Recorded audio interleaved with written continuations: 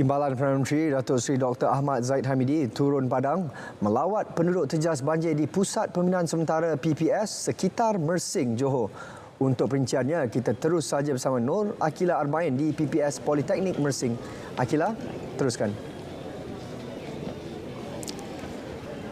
Okey, baik, terima kasih Sahih. Hari ini Timbalan Perdana Menteri Datuk Seri Dr. Ahmad Zahid Hamidi yang juga merupakan pengerusi Jawatan Kuasa Pengurusan Bencana Negara mengadakan lawatan ke PPS di daerah Mersing yang merupakan salah satu daerah yang masih terjejas banjir hingga hari ini. Dan untuk mendapat gambaran lanjut mengenai apa usaha-usaha yang akan diambil oleh kerajaan bagi membantu rakyat yang terkesan dengan banjir, beliau bersama saya ketika ini untuk memberi perincian tersebut. Baik, Assalamualaikum Datuk Seri. Assalamualaikum warahmatullahi wabarakatuh. Terima kasih kepada RTM.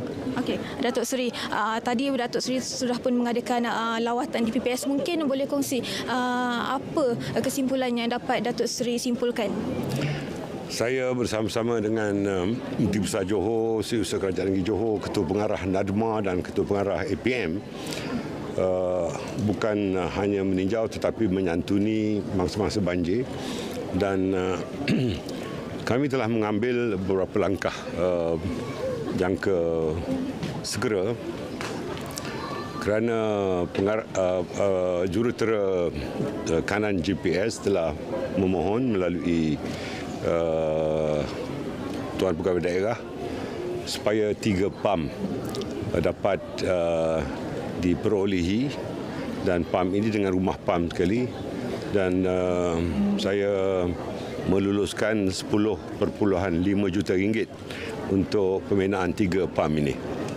Di samping itu, Setiausaha Kerajaan Negeri dan MB meminta supaya peruntukan tebatan banjir di beberapa kawasan rendah bagi mengelakkan banjir, iaitu sebanyak 50 juta ringgit. Ini akan saya bawa ke Ketua Pengarah ICU untuk kelulusan khas Yang Amat Berhormat Perdana Menteri. Manakala dari segi jangka panjangnya, mereka memerlukan 2.3 bilion ringgit bagi mengatasi keseluruhan bukan hanya tebatan banjir tetapi juga rumah pam yang lain-lain, dan juga untuk kawasan-kawasan yang rendah untuk ditangani.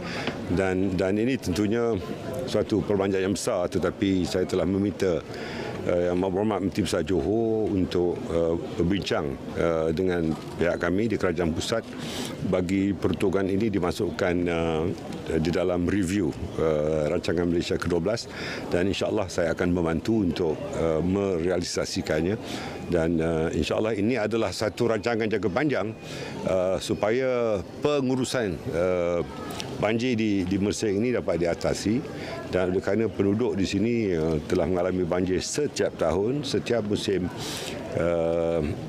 monsun timur laut, dan tentunya perubahan iklim yang berlaku iaitu climate change, maka saya fikir langkah-langkah jangka panjang ini harus dilakukan, dan peruntukan biarpun besar ianya harus diusahakan untuk mengatasi dan menguruskan masalah banjir yang melanda di kawasan ini. Okey, baik Datuk Seri. Berapa lama akan diambil masa untuk peruntukan tersebut disalurkan? Untuk 3 pam ini adalah peruntukan yang saya luluskan serta-merta. Untuk peruntukan tebatan banjir di kawasan-kawasan tertentu yang 50 juta itu saya akan perolehinya insya-Allah sebelum pertengahan tahun ini pelaksanaannya, maka saya akan terus berbincang dengan pihak ICU untuk memberikan peruntukan itu kepada pihak GPS dan juga pihak kerajaan negeri melalui pejabat daerah untuk pelaksanaannya insya-Allah.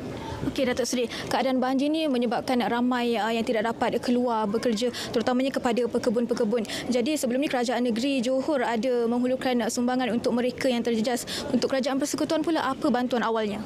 Mengikut garis panduan Jawatan Kuasa Bencana Pusat, kita memperuntukkan RM1,000 bagi sebuah isi rumah, household, dan ini kita peruntukkan bagi yang berpindah ke PPS. Dan pada hemat saya, ini hanya peruntukan untuk menampung, bukan satu pampasan. Dan saya ingin memaklumkan juga bahawa perbincangan saya dengan pihak NADMA, terdapat beberapa PPS yang harus dibantu secara tetap oleh pihak NADMA. Maka mana-mana sekolah yang digunakan sebagai PPS dan tidak mempunyai dewan, kami telah mengambil keputusan agar sekolah-sekolah berkenaan akan dimulakan cara berfasa agar dewan terbuka melalui peruntukan daripada NADMA akan disalurkan kepada Kementerian Pendidikan sebagai agensi pelaksana untuk membina dewan-dewan itu bagi pusat perbinaan sementara. Dan jika di luar waktu terkujuh atau waktu banjir, sekolah akan dapat menggunakan dewan berkenaan. Dan tentunya langkah-langkah yang sedemikian akan dapat menambah nilai kepada bukan hanya aset pada sekolah itu, tetapi untuk kegunaan masyarakat setempat, terutamanya apabila aktiviti komuniti di sekitarnya boleh memberikan juga pendapatan kepada pihak sekolah dan juga kepada pihak PIBG di sekolah itu, bukan hanya bagi maintenance, ya, tetapi juga untuk kegunaan dana bagi lain-lain aktiviti di sekolah berkenaan.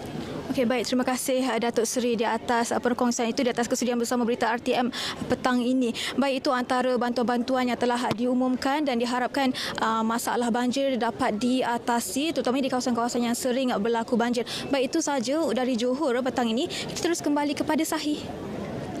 Terima kasih, Hilang. Untuk berkongsi situasi semasa banjir di Sekamat Johor.